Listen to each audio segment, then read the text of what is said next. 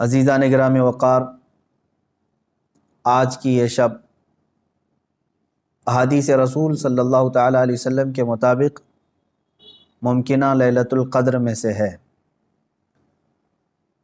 حضور اکرم صلی اللہ تعالیٰ علیہ وسلم کے فرمان عالی شان میں یہ ملتا ہے کہ شب قدر کو رمضان کی آخری طاق راتوں میں تلاش کرو، 21، 23، 25، 27 اور 29۔ اور اکثر فقہائے کرام، اولیاء کاملین اور بزرگوں کا رجحان لیلۃ القدر کے متعلق اس رات ہی کی طرف گیا ہے، وہ 27ویں شب ہی ہو سکتی ہے، زیادہ غالب گمان یہ ہے۔ اور ہم لیلۃ القدر کو، شب قدر کو اس لیے بھی ڈھونڈتے ہیں کہ اس رات کی فضیلت میں میرے آقا صلی اللہ تعالیٰ علیہ وسلم نے ارشاد فرمایا، اس رات جو بھی مومن بندہ ایمان کے ساتھ کھڑا ہوا اپنے رب تعالیٰ کے حضور، رات میں عبادت کے لیے کھڑا ہوا، توبہ و استغفار کیا، تو حدیث پاک میں اللہ تعالیٰ اس کے پچھلے تمام گناہوں کو معاف فرمائے گا۔ اس لیے لیلۃ القدر کی جستجو میں ہر مومن رہتا ہے کہ اس رات کو اگر اللہ تبارک و تعالیٰ نے معاف کرنا ہے، اس میں میرا بھی نام شامل ہو جائے تو پچھلے سابقہ تمام گناہ معاف کر دیے جائیں گے۔ اللہ تبارک و تعالیٰ ہمیں لیلۃ القدر کی برکتیں عطا فرمائے اور سابقہ خطاؤں اور گناہوں کو مولا معاف فرمائے۔ میں تمام مومنین سے یہی کہوں گا کہ یہ رات جس کے متعلق قرآن کہتا ہے لیلۃ القدر خیر من الف شہر، یہ ایک شب قدر جو ہے، ایک لیلۃ القدر، ایک رات 1000 مہینوں سے افضل ہے۔ 1000 مہینوں سے افضل ہے۔ 1000 مہینے کئی سالوں میں ہو جائیں گے جب آپ اس کو ترتیب دیں گے۔ 1000 مہینے تو کتنے سال بن جائیں گے۔ تو یہ اتنے سالوں سے بہتر ایک رات ہے۔ یوں سمجھ لو پوری زندگی عبادت کرنا ہے ایک طرف، اور لیلۃ القدر کی اس مقدس گھڑی میں عبادت کرنا ہے ایک طرف۔ اس لیے اس رات کو ضائع ہونے نہ دیں۔ جو لوگ اس رات کو عیش و عشرت میں اور ادھر ادھر بیٹھ کر کے یا پھر گھومنے پھرنے میں، بائک رائڈنگ میں اور لوگوں کے تماشے دیکھنے میں جو گزارتے ہیں، میں سمجھتا ہوں وہ بہت بڑے حرمہ نصیب ہیں۔ انہوں نے اپنی قسمت میں ملی ہوئی اس رات کو اپنے ہاتھوں ضائع کیا، ہلاک کیا۔ اور اسی لیے میرے آقا صلی اللہ تعالیٰ علیہ وسلم کی حدیث بھی ملتی ہے، وہ شخص تباہ و برباد ہو جائے، ہلاک ہو جائے جو رمضان کو پایا مگر اس کی قدر نہیں کیا۔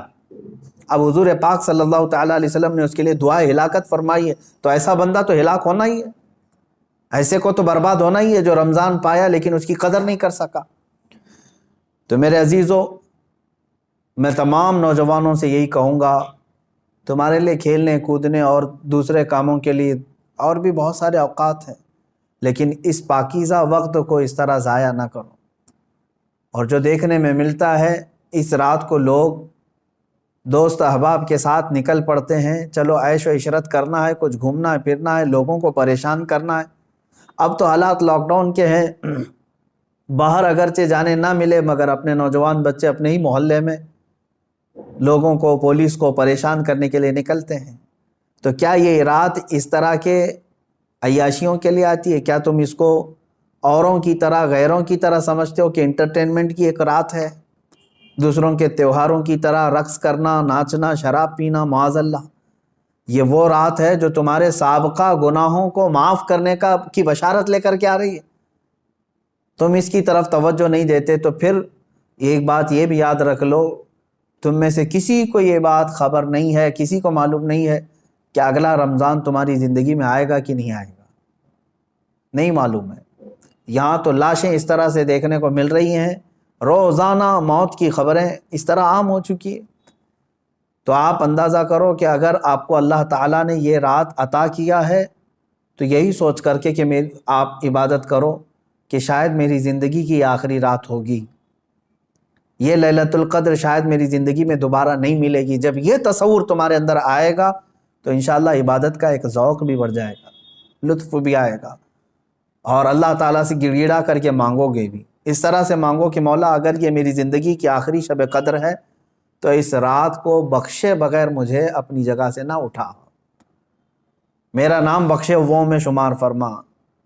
جیسے کہ حضور پاک صلی اللہ تعالیٰ علیہ وسلم مکہ مکرمہ حاضر ہوئے اور جب واپس ہونے لگے تو خانہ کعبہ کے پاس آپ نے یوں دعا فرمائی تھی کہ اے اللہ اگر یہ میری آخری زیارت ہے خانہ کعبہ کے پاس تو پھر یہاں سے مولا ہم سب کی مغفرت کے بغیر ہمیں باہر نہ فرما۔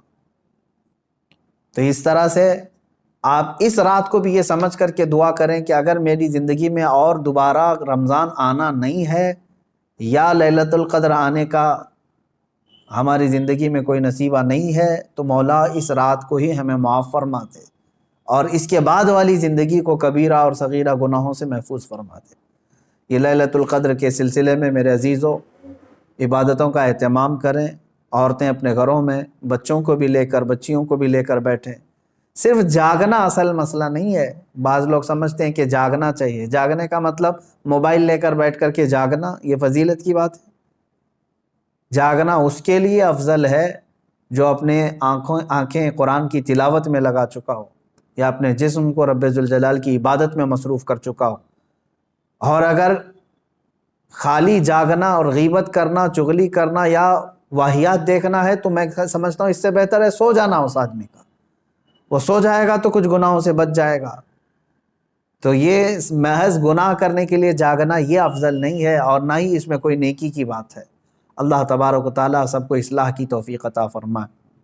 آج میں خصوصیت کے ساتھ اس لیلۃ القدر میں آپ تمام کے سامنے حاضر آیا ہوں ایک درد دل لے کر کہ فلسطین کے مسلمانوں کے ساتھ جو حالات آج پیش آ رہے ہیں یہ نئی بات تو نہیں ہے، پچھلے 70 سالوں سے وہ اس ظلم کو برداشت کر رہے ہیں، لیکن اب حد ہو گئی ہے مسلمانوں۔ مسجد اقصیٰ میں بیت المقدس میں اسرائیلی پولیس داخل ہو کر اپنے جوتوں سمیت اور گولیوں سے مسلمانوں کو نشانہ بنانا، باضابطہ ہمیں وہاں کی جو خبریں آ رہی ہیں لوگ نماز میں مشغول ہیں، دعاؤں میں مشغول ہیں۔ کل بڑی رات تھی وہاں پر، کل لیلۃ القدر تھی، شب قدر کے لیے وہاں پر ہزاروں کی تعداد میں لوگ جمع ہیں، بچے بھی ہیں، بوڑھے بھی ہیں، جوان بھی ہیں، عورتیں بھی ہیں، وہ پیچھے آمین کہنے کے لیے آ بھی جاتی ہیں۔ ان سب کو ان ظالموں نے نشانہ بنایا ہے۔ مسجد اقصیٰ خون میں نہا رہی ہے، قبلہ اول ہمارا، بیت المقدس ہمارا، آج وہاں خون کی ہولی کھیلی جا رہی ہے۔ اب مجھے یہاں پر بات صرف اتنی کرنی ہے کہ وہ کہاں گئے سیکولر کے بھوت، وہ کہاں گئے جو انصاف اور امن و امان کی بات کرنے والے، ہیومن رائٹس کی تنظیمیں، کیا ان کے منہ میں گھی لگ گیا ہے؟ کیا ہے آج ان مسلمانوں کے خلاف جو حالات پیدا کیے جا رہے ہیں اسرائیلیوں کی طرف سے، اس پر کوئی آواز نہیں اٹھاتا؟ یہ دہشت گردی نہیں ہے میرے عزیزو؟ آپ سمجھو پوری دنیا ایک طرفہ دہشت گردی کے لیبل کو صرف مسلمانوں پر چسپاں کرنا چاہتی ہے۔ ورلڈ کا سب سے بڑا دہشت گرد ہے یہ اسرائیلی حکومت کے انڈر میں اس طرح کی جو سازشیں ہو رہی ہیں۔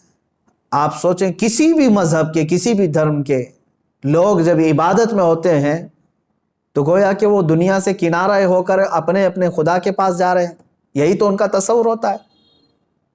عبادتوں کے وقت کسی کو گولیوں کا نشانہ بنانا اور صفوں کو درہم برہم کرنا اور بچوں پر بھی گن تان لینا اور وہاں کے نوجوانوں کے سر پر جوتیاں رکھ کر کے کھڑے ہو جانا، عورتوں کے دوپٹے کھینچ لینا، یہ ہے ایک چہرہ اسرائیل کا جس کو دنیا بتانا نہیں چاہتی۔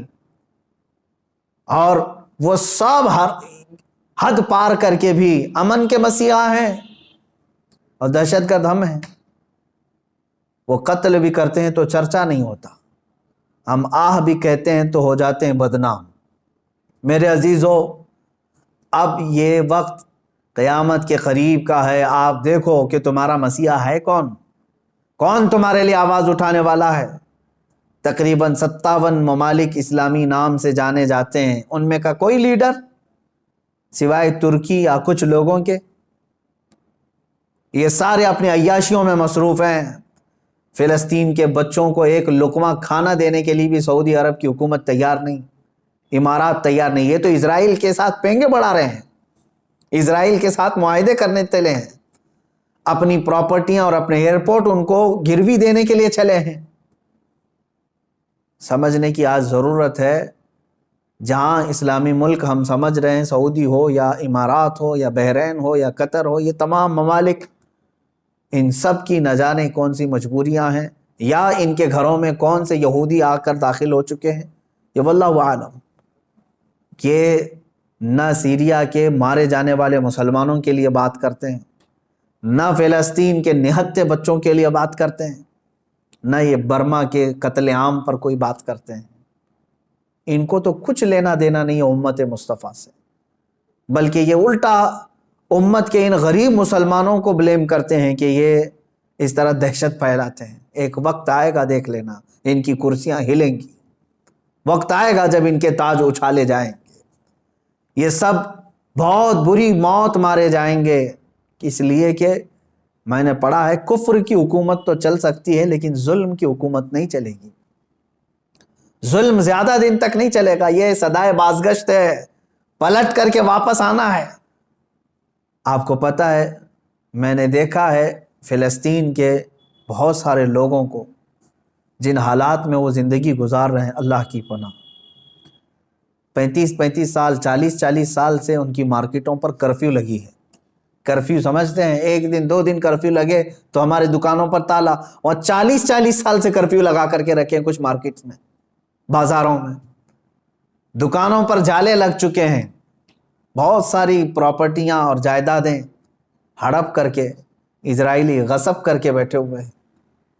یہ ساری کی ساری چیزیں بنا ان عرب لیڈروں کی اجازت کے اور ان کی منظوری کے نہیں ہو رہی ہیں۔ یہ سب میں ان لوگوں کی ہمدردیاں شامل ہیں۔ انہوں نے سعودی ہو یا جتنے بھی یہ مسلم کنٹریز ہیں، فلسطین کے بچوں کے خون پر اپنی کرسیاں بچھائے ہوئے ہیں۔ آج ہمیں درد ہوتا ہے اس بات کا میرے عزیزوں کہ اب مسجد اقصیٰ کو بھی انہوں نے پامال کر دیا۔ مسجد اقصیٰ کے اندر داخل ہو کر کے اپنی گن کو اٹھا لیا اور عبادتوں کی اور صفوں کو وہاں پر درہم برہم کر دیا۔ اب یہ تمہارے سمجھنے کا وقت آ چکا ہے، اب مسلمانوں تمہارے اتحاد کا وقت ہے۔ لیکن ہم تو یہاں سے آواز اٹھاتے ہیں، جتنا ہو سکے میں بیدار کرنے کے لیے آواز اٹھاتا ہوں، ورنہ رہ رہ کے 100 زخموں کا خیال آتا ہے، کس زخم پر ہم بات کریں آج۔ اسی لیے وہ حالی کا شعر مجھے یاد آتا ہے، رسول پاک کی طرف مخاطب ہو کر کے حالی نے کہا تھا، اے خاص ہے خاصان رسول وقت دعا ہے، امت پہ تیرے وقت عجب آ کے پڑا ہے۔ آج یہی حال تو ہے امت پر، ایسے حالات کہ ہماری بہنیں بہت چیخ رہی ہیں اپنی عزت کے لٹنے پر، ہماری ماؤں کو بے آبرو کیا جا رہا ہے، لیکن ان کی مدد کے لیے اٹھنے والا کوئی شہسوار نظر نہیں آتا۔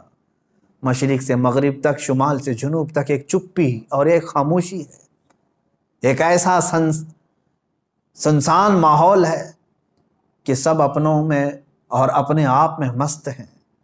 تمہیں معلوم ہے آج ہم افطاری کے لیے بیٹھتے ہیں تو بڑی بڑی نعمتیں کھا لیتے ہیں، ان بچوں کا کیا ہوتا ہے جن کی افطاری کے وقت ان کے باپ اور ماں کی لاشیں سامنے رکھی رہتی ہیں؟ رمضان المبارک ان کا ہر سال اس طرح سے خون میں نہلا دیا جاتا ہے، یہ کون سا انصاف ہے؟